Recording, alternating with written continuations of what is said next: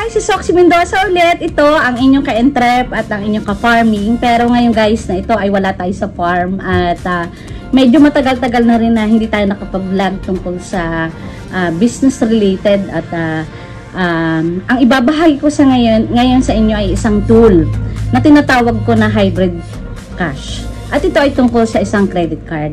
So guys, 7 years na ang Iraya because we established Iraya 7 years ago. That was January 10, 2017. Hindi talaga ako gumagamit ng credit card.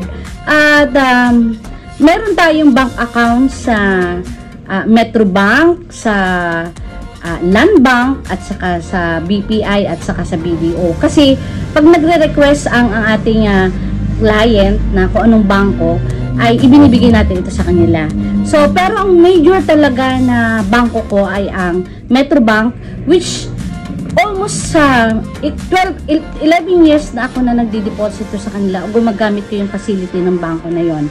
Pero ang unang nagbigay sa akin ng credit card ay ang BDO na hindi ako nag-apply. So, shout out sa BDO dahil binigyan nila ako ng credit card, which is the BDO Gold Mastercard, at ginagamit natin yan sa mga online transaction, paying our PhilHealth contribution ng ating empleyado, and at the same time, pag nagpo-purchase tayo by online. So, napakahalagang bagay kung ikaw ay isang negosyante na meron kang credit card. Because ngayon ay cashless transaction na ngayon at para mabilis ang transaction, kailangan natin ng credit card.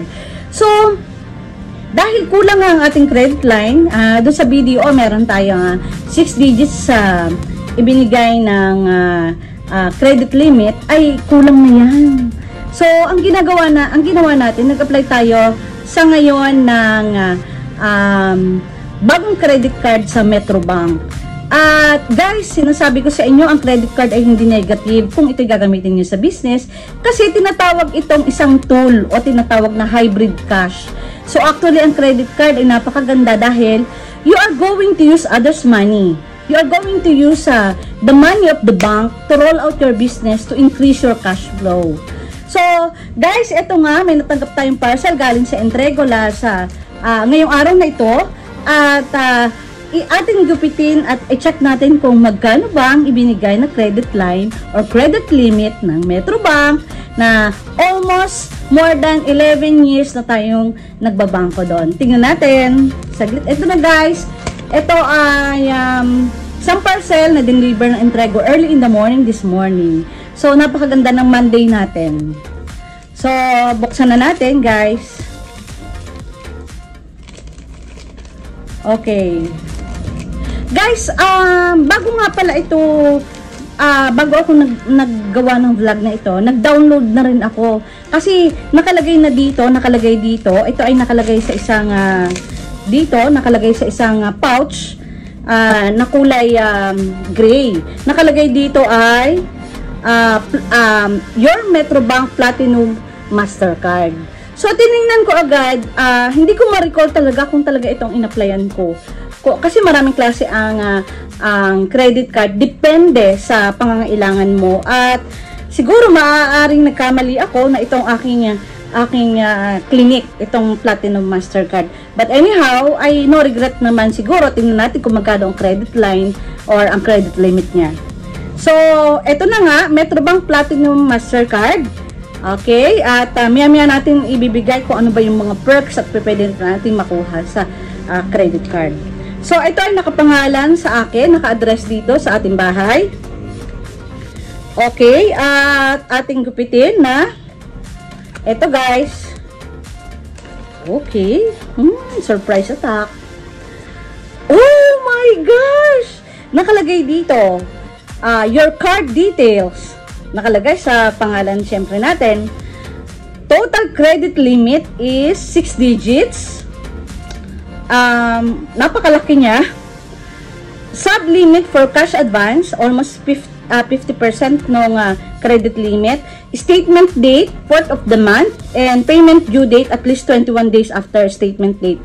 So, let's say kung ang statement date natin ay every 4th of the month, expected na ang ating payment ay after 21 days after ng statement date.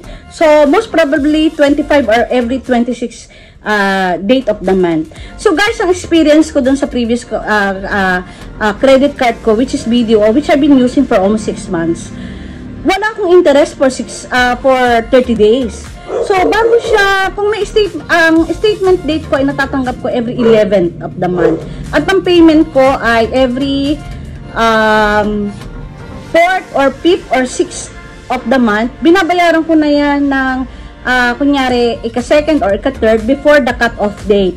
At 100% na wala akong binabayarang interest. Plus, noong September, nakakuha ko ng 5,000 cashback. Yun ay sa BDO Mastercard, Gold Mastercard. Tingnan natin kung ano ba ang mga perks dito. Ito na nga, this card is not active. Tanggalin na natin.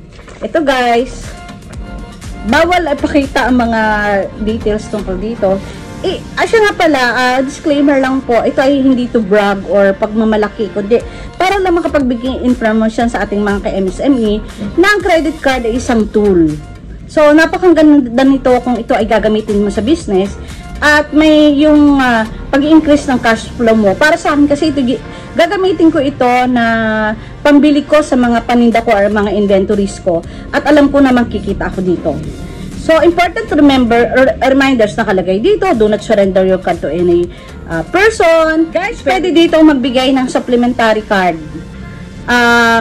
Supplementary card. So, yung supplementary card ay maghahati kayo sa credit limit. Let's say, kung may supplementary card ka na ibibigay, ay nakalagay dito, nakita ko na download ko sa isa sa perks nito ay perpetually waive sa first supplement, isa lang ang first supplementary card, pero meron itong annual fee which is 5,000 and could be waived at the on first year. So tingnan natin kung yung 5,000 ba na annual fee sa ika-second year ko pa ito babayaran, pero kasi ngayon meron na ring annual fee pero pwede mo siyang i-waive. Gaya ng ginawa ko sa BDO which is 2,400 a year, pero na-waive ko siya dahil sa mga purchases ko. May specific amount para ma-qualify ka para ma-waive mo yun. Na-waive ko yung 2,400 dahil sa paggamit ko. Pero dito, 5,000. At ito ay pwedeng i-waive in first year. Okay. Tingnan natin sa mga, marami pa mga araw, saka ko nagproblemahin.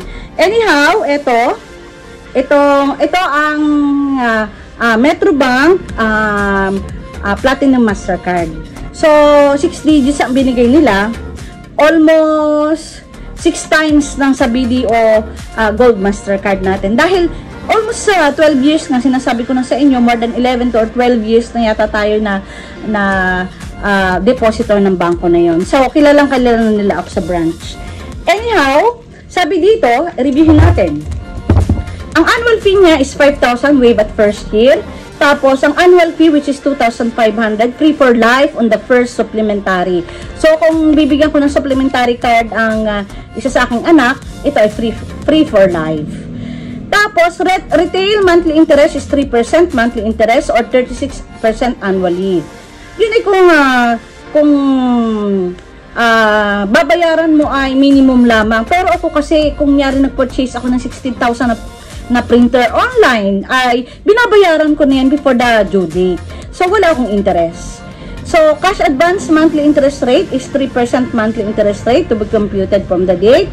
Minimum amount due is 850 or 3% whichever is higher. Late payment fee, 1,000. Over limit fee, 750. Okay. Refund fee, a lot of things. Oh my God, refund fee is 1%. Okay, mahal. Okay, sabi dito, ang Metrobank Platinum Card for your is a shopping and a dining card. Hindi naman lagi tayo siyempre, hindi naman tayo kumakain sa mamahaling restaurant. But anyhow, it will help.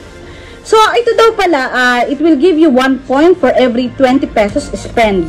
Up to 50% of the premium dining bills. Kaya pala may nakalagay dito na,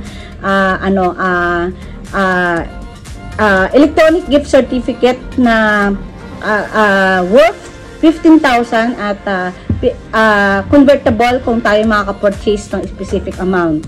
Nakalagay dito ay Mastercard e-commerce protection, meron kang automatic worldwide insurance for online item purchases with e-commerce protection, Yun na nga, binanggit ko, yung first supplementary card, perpetually waived.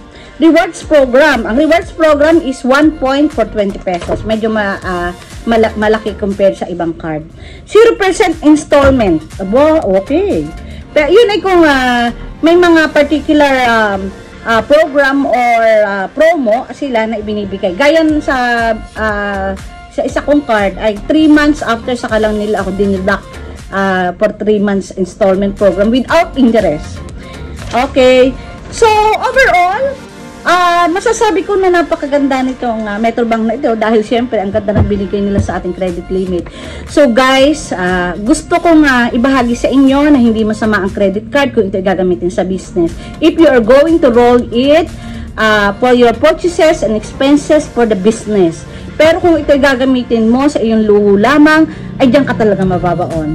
So ngayong araw na ito, sana inakpagbigay tayo ng kaunting informasyon tungkol sa credit card sa Metrobank Platinum Mastercard. So hanggang sa muli, ay palambing naman po, pasubscribe ng ating channel. Maraming salamat po.